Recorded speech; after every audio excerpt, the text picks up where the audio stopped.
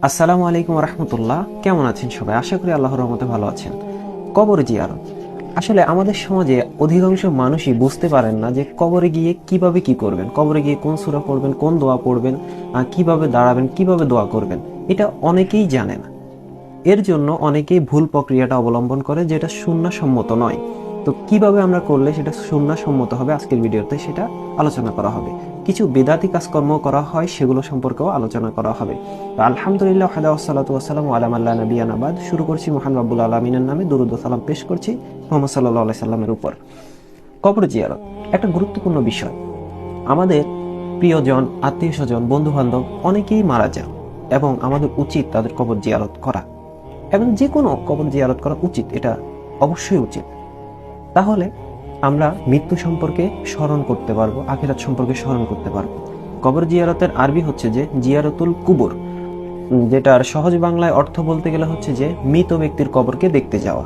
তো রাসূল সাল্লাল্লাহু আলাইহি সাল্লাম এক্ষেত্রে একটা হাদিস বলেছেন, ক্বালা রাসূলুল্লাহ সাল্লাল্লাহু আলাইহি ওয়াসাল্লাম নাহাইতুকুম আন জিয়ারাতিল কুবুরি ফাজুরুহা ওয়া ইন্না ফি জিয়ারাতিহা তাযকিরা। হাদিসের অর্থ হচ্ছে যে নবী করিম সাল্লাল্লাহু আলাইহি সাল্লাম বলছেন, আমি তোমাদেরকে প্রথমে কবর জিয়ারত করতে নিষেধ করেছিলাম, কিন্তু এখন তোমরা কবর জিয়ারত করো, কেননা এর মধ্যে শিক্ষা রয়েছে। তো কি শিক্ষা রয়েছে? কবর জিয়ারতের মাধ্যমে আখিরাতের কথা স্মরণ হয় এবং মৃত্যুর কথা স্মরণ হয়। আমাদের নিজেদের মৃত্যুর কথা স্মরণ হবে কবর জিয়ারতের মাধ্যমে। এটা কে বলেছেন? রাসূল সাল্লাল্লাহু আলাইহি সাল্লাম বলেছেন। এই হাদিসটা রয়েছে আবু দাউদ 3235 নম্বর হাদিস। তারপরে কবর জিয়ারতে কবর যখন জিয়ারত করতে যাবেন তখন আপনি কি করবেন? আপনার প্রিয়জনের কবর যখন আপনি জিয়ারত করতে যাবেন তখন কবরের সামনে আগে যাবেন। যাওয়ার সময় আর এমনিতে আমরা একটা কাজ করে থাকি, যখনই আমরা কবরের আশেপাশে দিয়ে যাই তখন আমরা সালাম পেশ করে থাকি। হ্যাঁ, সর্বপ্রথম কাজই হচ্ছে এটা যে কবরবাসীকে সালাম পেশ করবেন। তো আমরা কি সালাম পেশ করি? আমরা একটা সালাম পেশ করি যে আসসালামু আলাইকুম ইয়া আলাল কুবুর। এই সালামটা আমরা পেশ করে থাকি। এটা কিন্তু একটা বড় একটা দোয়া আছে, এটার পরে আরো দোয়া আছে, আমরা শুধু অংশ বিশেষটা বলি। আমরা যে এই যে এতটুকু বলি, এই কথাটা কি আসলে কি সহি শুদ্ধ কিনা, এটা তো আমরা কেউ দেখার প্রয়োজন মনে করি না। এর একটা হাদিস, এর হাদিসটা আছে, এর হাদিসটা হচ্ছে যে তিরমিজির মধ্যে, তিরমিজি শরীফের মধ্যে হাদিসটা রয়েছে, হাদিস নাম্বার হচ্ছে 1053, যেখানে এই দোয়াটা এসেছে, যেখানে বলা হয়েছে কবরবাসীর কে যখন সালাম প্রদান করবে, যে সালাম এর নিয়মটা হচ্ছে যে আসসালামু আলাইকুম ইয়া আলাল কুবুর। তো এই হাদিসটা কিন্তু সহি নয়, এই হাদিসটা জয়ীফ অর্থাৎ দুর্বল, যেখানে বর্ণনাকারী বাদ পড়েছে, অর্থাৎ রাবি, হাদিসের রাবি বাদ পড়েছে, এই জন্য এই হাদিসটা সহি নয়। তো এর এগেনস্টে কিন্তু সহি হাদিস রয়েছে, অনেক গ্রন্থে সহি হাদিসটা এসেছে, কিন্তু আমরা ওইটাতে আমল করতে চাই না। যেটা জয়ীফ, যেটা দুর্বল, সেটাকে আমরা আঁকড়ে ধরতে চাই, যেটা সহি সেটাকে ধরার প্রয়োজন মনে করি না। এখন তো সহিটা হচ্ছে যে সহি দোয়াটা আমি বলছি, তারপরে হাদিসের রেফারেন্সটা দিচ্ছি। যখন আপনি কবরের সামনে দিয়ে যাবেন, একটু মনোযোগ দিয়ে খেয়াল করেন, এটা শিখে নেবেন, এটা গুরুত্বপূর্ণ বিষয়, শিখে নেবেন, সকলের প্রয়োজন আছে। তো যখন কবরের পাশে দিয়ে যাবেন বা আপনি জিয়ারত করতে গেছেন, তখন আপনি সর্বপ্রথম সালাম দিবেন। সালামের দোয়াটা পড়বেন কিভাবে? প্রথমেই বলবেন, দোয়াটা আমি বলছি, আসসালামু আলাইকুম আহলাদ দিয়ারি মিনাল মুমিনিনা ওয়াল মুসলিমাত ওয়া ইন্না ইনশাআল্লাহু বিকুম লা লাহিকুনা নাসআলুল্লাহ লানা ওয়া লাকুমুল আফিয়া। দোয়ার অর্থ কিন্তু খুব সুন্দর। দোয়ার অর্থ হচ্ছে যে প্রথম যে আপনি সালাম দিলেন, অর্থ যে হে কবরের মুমিন মুসলিমবাসী, তোমাদের উপর আল্লাহ শান্তি বর্ষিত হোক। এবং এরপর হচ্ছে যে ইনশাল্লাহ, ইনশাল্লাহ আল্লাহ চাইলে অবশ্যই আমরাও তোমাদের সাথে মিলিত হব। এরপর বলছে আমাদের এবং তোমাদের জন্য আল্লাহর কাছে সাহায্য প্রার্থনা করছি। অর্থ কিন্তু খুব সুন্দর। তো এই দোয়াটা শেখার চেষ্টা করবেন, এই দোয়াটা বলার চেষ্টা করবেন। সর্বনিম্ন যখন কবরের পাশ দিয়ে হেঁটে যাবেন, এতটুকু বলবেন, আসসালামু আলাইকুম আহলাদ দিয়ারি মিনাল মুমিনিনা ওয়াল মুসলিমাত বা অল মুসলিমিন। হ্যাঁ, এতটুকু বলবেন, অর্থাৎ যে হে কবরের মুসলিম মুমিনবাসীরা, তোমাদের উপর আল্লাহ শান্তি বর্ষিত হোক। হাদিসটা খেয়াল করে নেন, হাদিসটা আছে সহি মুসলিম 975 নম্বর হাদিস, এরপর আছে সুনান নাসাই 2040 নম্বর হাদিস, ইবনু মাজা 1547 নম্বর হাদিস, মুসনাদে আহমদ 22985 নম্বর হাদিস, এরপর হচ্ছে সুনান কোবরানুল বাইহাকি 7212 নম্বর হাদিস। আরো অনেক গ্রন্থে এই হাদিস আছে, এই দোয়াটা আছে, এটাই সহি। আর আমরা যেটা বলে থাকি আসসালামু আলাইকুম আলাল কুবুর, ওই হাদিসটা দুর্বল। এখন আমাদের সমাজে অনেক মানুষ আছে, তারা বলবে যে হাদিস তো হাদিস, আবার সহি কি জয়ীফ কি জাল কি?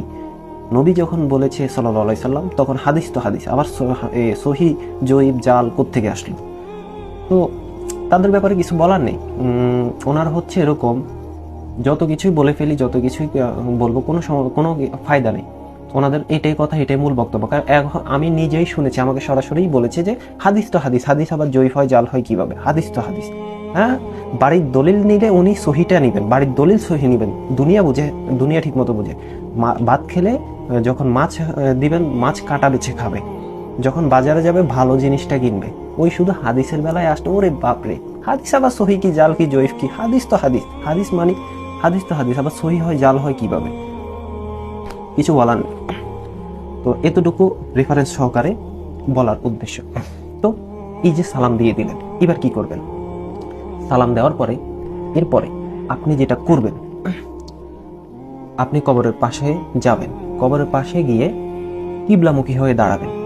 খেয়াল করেন বিষয়টা, কবরকে সামনে রেখে দাঁড়াবেন না, কবরকে সামনে রেখে দাঁড়াবেন না। ধরেন এটা হচ্ছে কবর, আপনি এখানে দাঁড়াবেন না, হয় কবরকে পিছনে রাখবেন, না হয় কবরের পাশে দাঁড়াবেন, ঠিক আছে? কবরকে সামনে রেখে দাঁড়াবেন না, ক্যাবলামুখী হয়ে দাঁড়াবেন, কিবলার দিকে, কিবলার দিকে দাঁড়াবেন। দাঁড়িয়ে, তো কিবলার দিকে দাঁড়ানোর বিষয়টা আমি ক্লিয়ার করে দিই। অর্থাৎ আপনি যখন কবরকে সামনে রেখে দোয়া করবেন, তখন এটা আসলে ঠিক নয়। রাসূল সাল্লাল্লাহু আলাইহি সাল্লাম এরকম কোনো কথা বলেননি যে কবরকে সামনে রেখে দোয়া করতে হবে। এই পদ্ধতি কিন্তু ঠিক নয়। এটা অনেক অনেক ক্ষেত্রে আলেম ওলামাগণ শিরিক বলেছেন, অনেক অনেক ক্ষেত্রে শিরিক হয়ে যায়। যে কবরবাসীর সামনে গিয়ে দোয়া করা লাগবে না, কিবলামুখী হয়ে দোয়া করতে হবে, কবরকে পাশে রাখবেন। কেননা একটা হাদিস আছে, যেখানে যে হাদিসে বলা হচ্ছে যে তোমরা কবরকে সামনে রেখে সলাত আদায় করো না।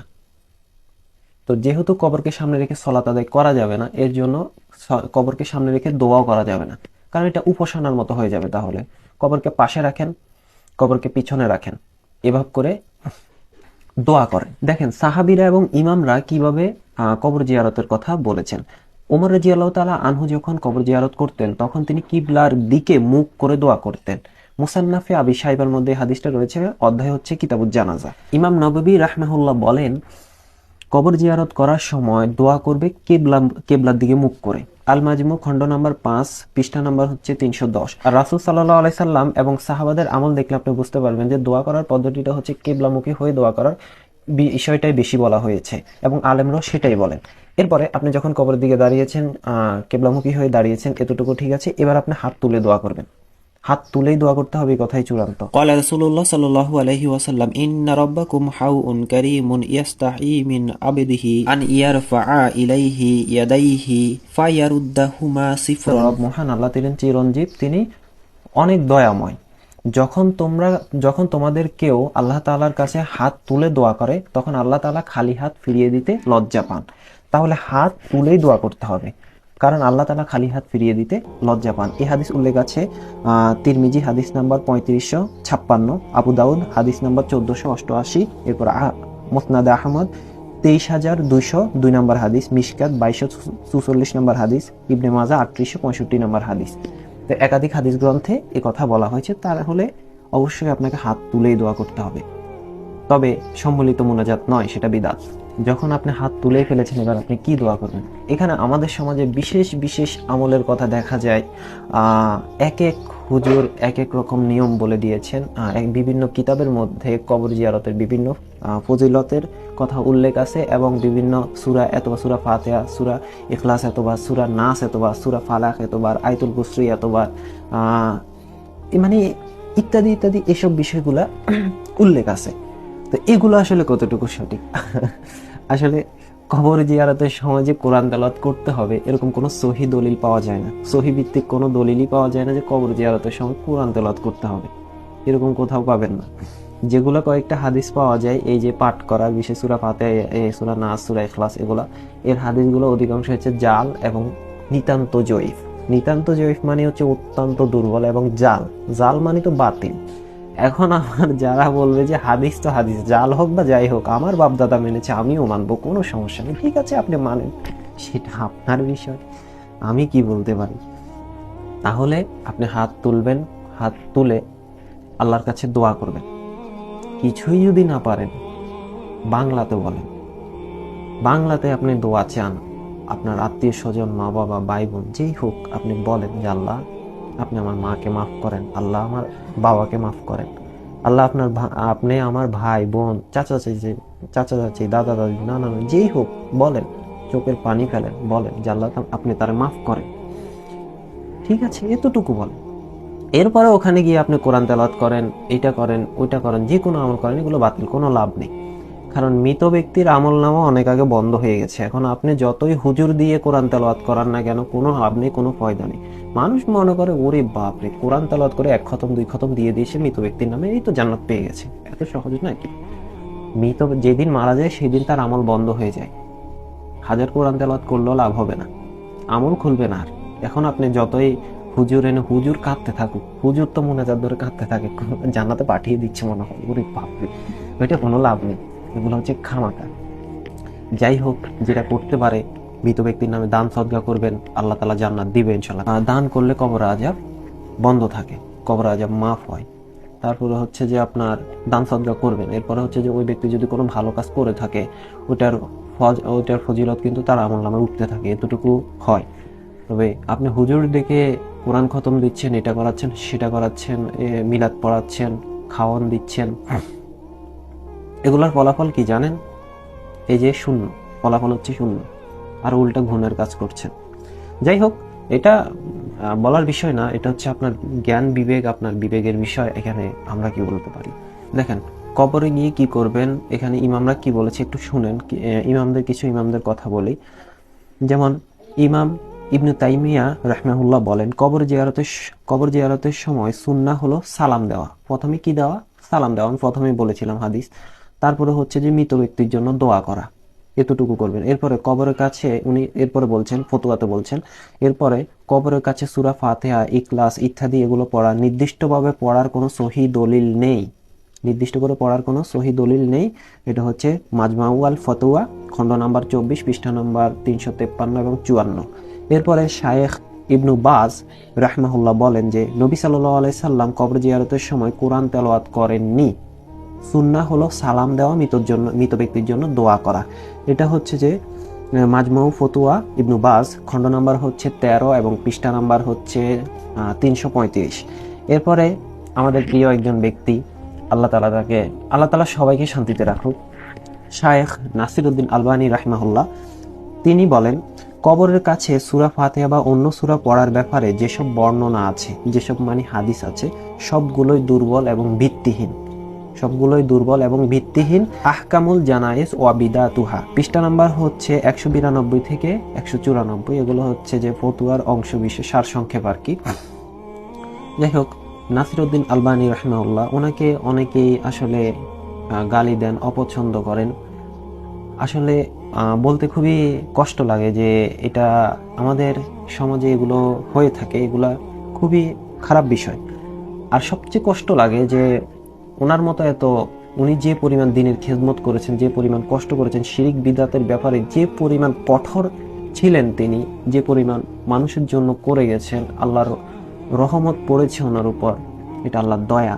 আল্লাহ তাআলা ওনাকে শান্তিতে রাখুক। ওনাকে সবচেয়ে বেশি কষ্ট লাগে যে ওনাকে কোনো সাধারণ জেনারেল স্টুডেন্ট বা সাধারণ মানুষ গালি দেয় না, ওনাকে আলেম ওলামা যারা হাদিস কোরআন পড়ে, ছাত্র মাদ্রাসার, তারাই গালি দেয়। খুব কষ্ট লাগে যে এসব বিষয়গুলো দেখলে। আপনাকে সম্মান করা শিখতে হবে, বুঝতে হবে, সম্মান করা শিখতে হবে, বুঝতে হবে। এবং অনেকে আবার আছেন, ইমাম আবু হানিফা রাহমাহুল্লাহ, আল্লাহর শান্তি বর্ষিত হোক ওনার উপর, ওনাকে গালি দেন, কুটু মন্তব্য করেন, কুটুক্তি করেন।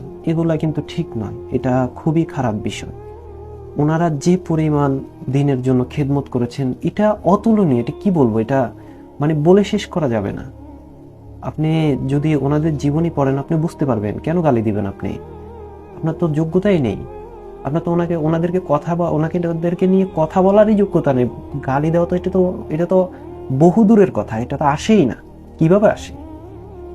সম্মান করা শিখবেন, প্রত্যেকটা ইমামকে সম্মান করবেন।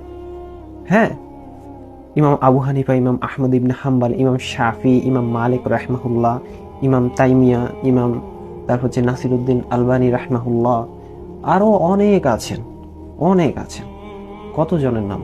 সবাইকে সম্মান করতে হবে, সবাইকে সম্মানের চোখে দেখবেন, শিক্ষা মেনে চলবেন, ওনাদেরকে সম্মান করবেন, শ্রদ্ধা করবেন, রাসূল সাল্লাল্লাহু আলাইহি সাল্লামের জীবনী অনুসরণ করার চেষ্টা করবেন এবং আমাদের তো আল্লাহ তাআলা করার তৌফিক দান করুক, বা আমরা অনেক ভুল করে থাকি, আমাদের তো কিছুই নেই, একেবারে শূন্য, জ্ঞানহীন, আমরা আমরা কিছুই করতে পারি না। এই যে আজকে কবর জিয়ারতের যে কথাগুলো বললাম, এখানে মূল শিক্ষা হচ্ছে, কবর জিয়ারতের মূল শিক্ষাগুলো একটু সকলে শুনে নেন। প্রথমত সালাম দেওয়া, হ্যাঁ, কবরে গিয়ে সালাম দিবেন। তারপর হচ্ছে মৃত্যু ও আখিরাতের কথা স্মরণ করবেন, 2 নাম্বার। 3 নাম্বার হচ্ছে যে মৃত ব্যক্তির জন্য দোয়া করবেন। হ্যাঁ, ঠিক আছে, মৃত ব্যক্তির জন্য সব সময় দোয়া করবেন। খবরদার এমন কোনো কাজ করবেন না যেটা বিদআত। কবরে গিয়ে সেজদা করবেন না, কবরে গিয়ে কোরআন তেলাওয়াত করবেন না, কবরে গিয়ে নামাজ পড়বেন না। আমি নিজের চোখে দেখেছি কবরে গিয়ে নামাজ পড়তে, কবরকে সামনে রেখে নামাজ পড়ে। নাউজুবিল্লাহ। মানুষকে বুঝতে হবে, সতর্ক হতে হবে, অবশ্যই সতর্ক হতে হবে। আল্লাহ তাআলা সকলকে বোঝার তৌফিক দান করুক। আল্লাহুম্মা আমিন। আসসালামু আলাইকুম ওয়া রাহমাতুল্লাহি ওয়া বারাকাতুহু।